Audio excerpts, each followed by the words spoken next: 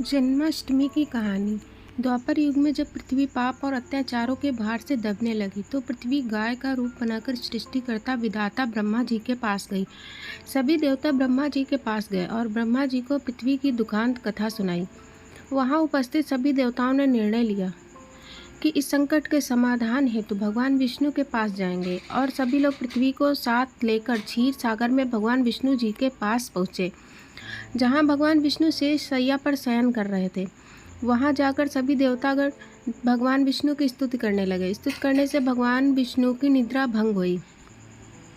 तब विष्णु जी ने सबसे आने का कारण पूछा। तब दीन वाणी से पृथ्वी बोली, महाराज, संपूर्ण भूमंडल पाप और अत्याचारों से घिर गया है और पृथ्वी इन पाप और अत्याचारों के भार में दबने लगी है, इसलिए कृपा करके इस संकट का निवारण करें। यह सुनकर भगवान बोले, मैं ब्रिज मंडल में वसुदेव गोप की भार्या कंस की बहन देवकी की गर्भ से जन्म लूँगा, इसलिए तुम ब्रिज भूमि में जाकर यादव कुल में अपना शरीर धारण करो। इतना कहकर भगवान विष्णु अंतर ध्यान हो गए। अब देवता तथा पृथ्वी ब्रजभूमि में आकर यादव कुल के नंद, यशोदा तथा गोपियों के रूप में पैदा हुए। इसके बाद कुछ दिन वैसे ही व्यतीत हो गए। वासुदेव नवविवाहित देवकी तथा साले कंस के साथ गोकुल में जा रहे थे। तभी अचानक भविष्यवाणी हुई कि हे कंस, जिसको तू अपनी बहन समझकर अपने साथ ले जा रहा है, उसी के गर्भ से 8वां पुत्र होगा जो तेरी मृत्यु का कारण बनेगा। इतना सुनते ही कंस तलवार उठाकर देवकी को मारने के लिए दौड़ा। तब वासुदेव ने कहा, कंस, यह औरत बेकसूर है और बेकसूर स्त्री को मारना उचित नहीं है, इसलिए जब भी देवकी के गर्भ से पुत्र का जन्म होगा तो पैदा होते ही मैं आपको अपनी सब संतान दे दूंगा, तो आपको कौन मारेगा। कंस ने उनकी बात मान ली और वसुदेव तथा देवकी को ले जाकर जेल में बंद कर दिया। जब भी देवकी के पुत्र होता तो कंस उन्हें मार देता। देवकी के 7 पुत्र मारे जाने के बाद 8वें गर्भ की बात कंस को मालूम हुई। इस बात का पता चलते ही कंस ने देवकी और वसुदेव को विशेष कारागार में डलवाकर पहरा लगवा दिया।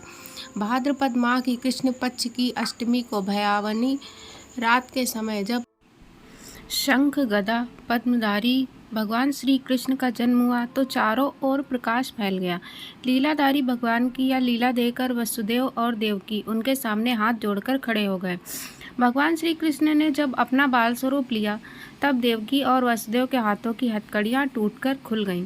दरवाजे अपने आप खुल गए और पहरेदार सोते हुए नजर आए। तब वसुदेव कृष्ण जी को अपने साथ लेकर वहाँ से निकल गए।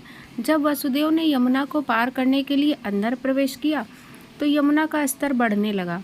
भगवान के चरण कमल छूने को लालायित यमुना कृष्ण द्वारा पैर लटका देने पर भगवान के चरण कमलों को स्पर्श कर उतर गई। वह बिल्कुल घट गई। वसुदेव यमुना पार कर गोकुल धाम पहुंच गए। वहां जाकर खुले दरवाजे और सोई हुई यशोदा को देखकर बालक कृष्ण को वहीं सुला दिया और सोई हुई कन्या को लेकर चले आए। जब वसुदेव वापस कारागार में पहुंचे तो अपने आप उनके बेड़ियां लग गई और दरवाजे बंद हो गए। दरवाजे बंद होने के बाद वहां सोए हुए पहरेदार भी जग गए। हथकड़ियां लगने के बाद कन्या रोने लगी। जब जगे हुए पहरेदारों ने कन्या का रुदन सुनकर तुरंत कंस के पास खबर भेज दी कि देवकी का 8वां पुत्र जन्म ले चुका है। यह सुनकर कंस तुरंत दौड़ता हुआ आया। जब कंस ने कन्या को हाथ में लेकर पत्थर पर पटकना चाहा तो कन्या हाथ से छूटकर आकाश में उड़ गई और साक्षात देवी के रूप में प्रकट होकर बोली, हे कंस, तुम्हें मारने वाला तो गोकुल में पहले ही पैदा हो चुका है। पापी कंस, अब वही तुम्हारा वध करेगा। यही भगवान बड़े होकर अकासुर और तारकासुर तथा कंस जैसे क्रूर राक्षसों का वध कर पृथ्वी तथा भक्त जनों की रक्षा की। यह थी जन्माष्टमी की कहानी। आशा करती हूँ दोस्तों आपको पसंद आई होगी। कृपया चैनल को सब्सक्राइब करना ना भूलें। जय हिंद।